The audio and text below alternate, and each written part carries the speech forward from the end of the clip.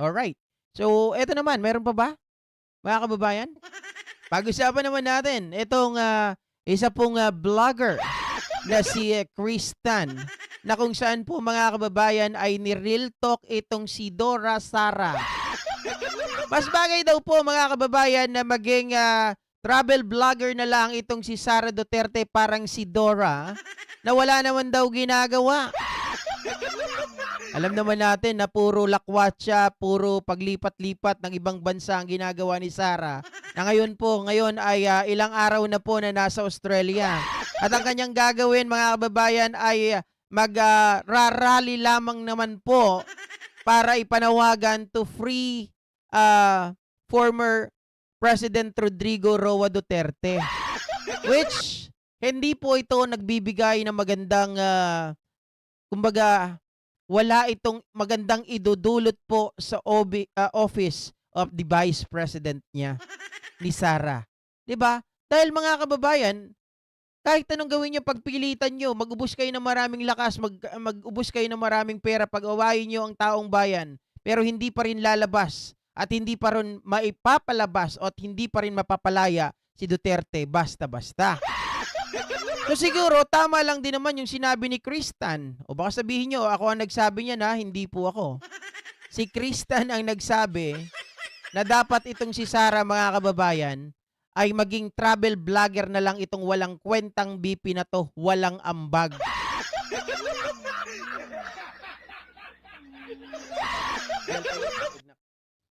Diba mga kababayan?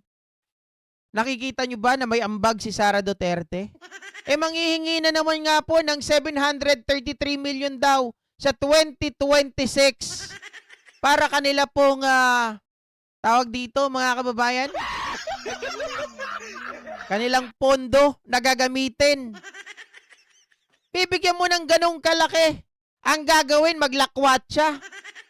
Diba? Ang gagawin mga kababayan, manggaya lamang ng kanilang mga proyekto na very redundant na sa DSWD. Oh. Sabi ni Nilo Pahulas, Sir, siguro malaking biyaya ni Sara. Alam nyo, hindi lang kayo nag-iisip niyan, mga kababayan. Isipin nyo wala daw silang pera. Oh, mahirap lang daw sila. Pero nakita nyo, kahit isang member ng kanilang pamilya, napakarami po, may sari-sariling mansyon, kahit ng mga bata pa sila. Si Digong nagsimula naman sa wala. Paano naka-acquire ng ganong klaseng laki ng yaman? Saan ang galing yun? 'Di ba? Kung wala mang ginagawa na hindi maganyan, imposibleng makakuha ka ng napakaraming yaman mo.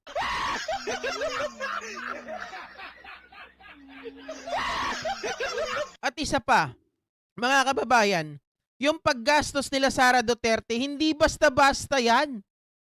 'Di ba? Yung pagpunta niya sa ibang bansa, ilang araw, ilang bansa na yung pinuntahan niyan. At ilang kasama din ang entourage na kasama ni Sara Duterte sa kanyang pamamasyal. Palagay ninyo, hindi milyon ang gagastusin yan? Hindi ito usapang libo-libo lang. Usapan ito ng milyon-milyon. Oh. Only in the Philippines, ex-President Digong may sex video viral. Hindi naman siya sex video viral. Siya ay viral video lang. Sara, oy, request billion. Nilulusta yung kwarta para mapakinabangan niya ay sus, Sara, lumang galawan na yan. Oh. Vice President Sara Duterte, please do your job honestly, watching from London, UK.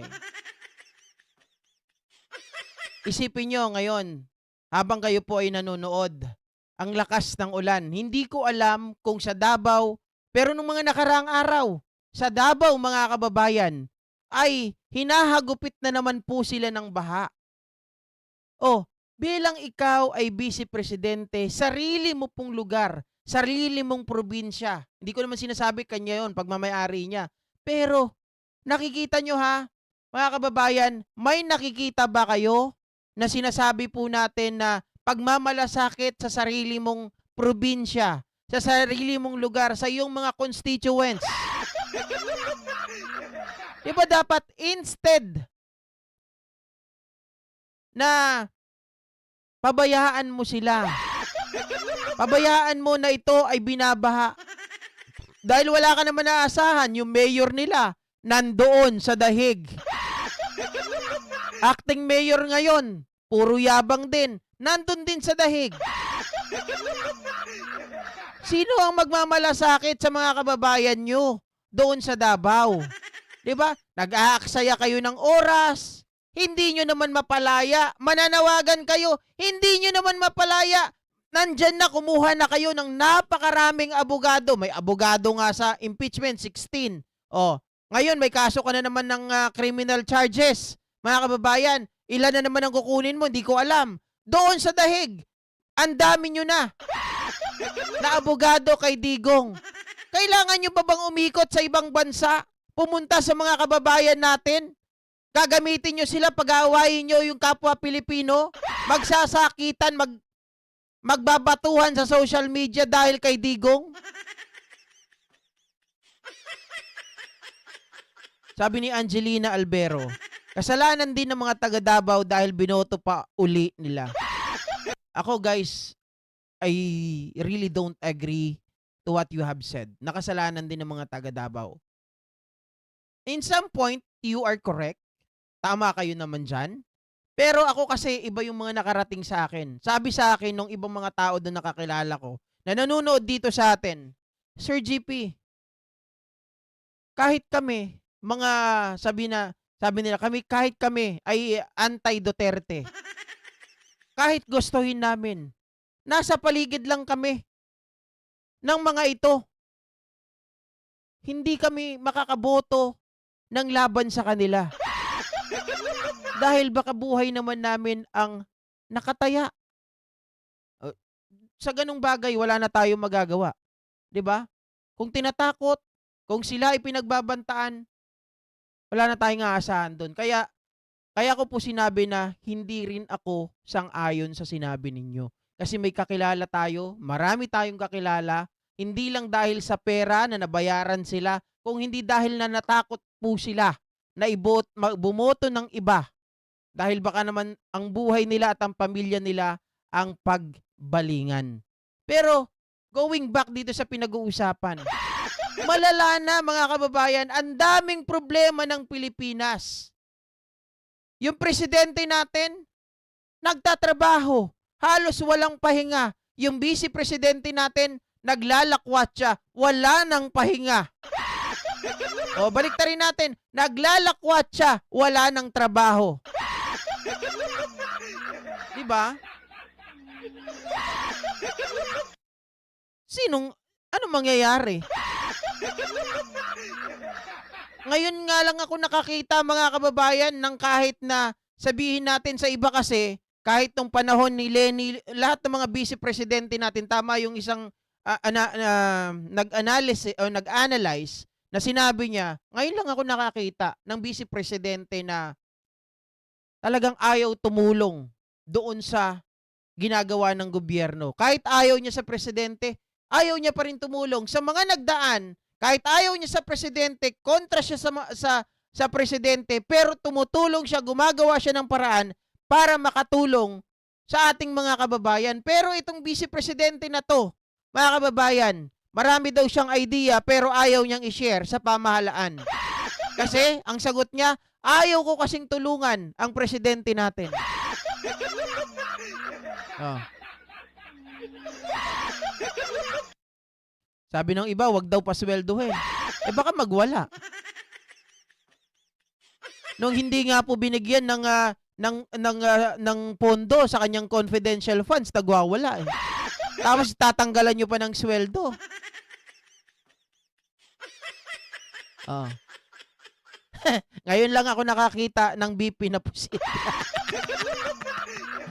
Kapal na mukha, no? Mga kababayan, ang gusto, parang pumasok sa politika, gusto lang maglakwat siya.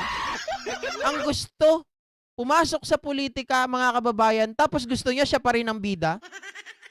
Gusto pumasok sa politika, walang ginagawa, ang taas ng trust rating. Pumasok sa politika, mga kababayan, naglalakwatsa lang, walang ginagawa, ang taas ng approval rating. Sa dami ng pera, pati yung sa dami ng pera, mga kababayan, pati yung mga survey company ay nababayaran na rin. Oh, 'di ba tama naman Erma Flores, sa atin no work no pay. Pero sa akin na kahit no work ako may pay ako ah. Bakit? Eh kasi yung mga video natin pinapanood nyo. Kahit na hindi ako magtrabaho minsan, dahil napapanood nyo, may kita pa rin ako. Salamat. 'Di ba? Pero in reality, pag ikaw po ay nagtatrabaho sa gobyerno, nagtatrabaho ka po sa kumpanya, no work, no pay talaga. Pero si Dora the Explorer Sara, mga kababayan, talagang walang hiya. Sabi ni Maka Roots, daming perang ninakaw, hindi nauubusan. Kaya nga eh. 'Di ba? Hindi na natin malaman, saan ba nanggagaling yung pera nyo?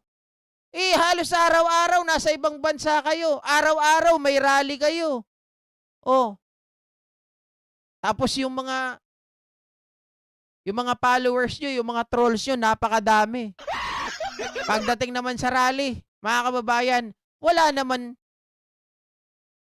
umaattend. May tax na din ng mga vloggers ngayon eh. May tax naman talaga kami. Sa US, tapos dito sa Pilipinas, kaya lang dito sa Pilipinas, ikaw mismo ang susurrender. Ikaw mismo ang magsasabi. 'Di ba? Mm. Ginagamit niya ang pagiging VP niya para makatravel. Sara all talaga. Sabi nga ni Princess Abante, Sara all. Oh. Anyway mga kababayan, maraming salamat po muli sa inyong lahat at magandang gabi po sa atin. Mag-ingat po kayo lalong-lalo na po yung mga galing sa trabaho na nandito sa Pilipinas dahil maulan. Ang ibang mga karatig bayan natin, karatig lungsod ay baha, mga ka-GP Natics. Yung mga nasa ibang bansa, lalong-lalo na nandyan sa Middle East, nandyan po sa Israel o sa Iran o nandyan sa US, mga kababayan, mag-ingat din po kayo. Huwag po kayong tawag dito makakalimot na tumawag sa ating Panginoon dahil siya lang po ang makakatulong sa atin, no? Sa oras ng pangangailangan natin, lalong-lalo na sobrang higpit po ng nangyayari ngayon diyan sa atin. Yung mga kababayan natin diyan nadadamay, pero syempre mas maganda po na ito ay matigil na. Kung ano man ang gulo na nangyayari ngayon diyan sa Middle East ba? Mga kababayan, 'di ba?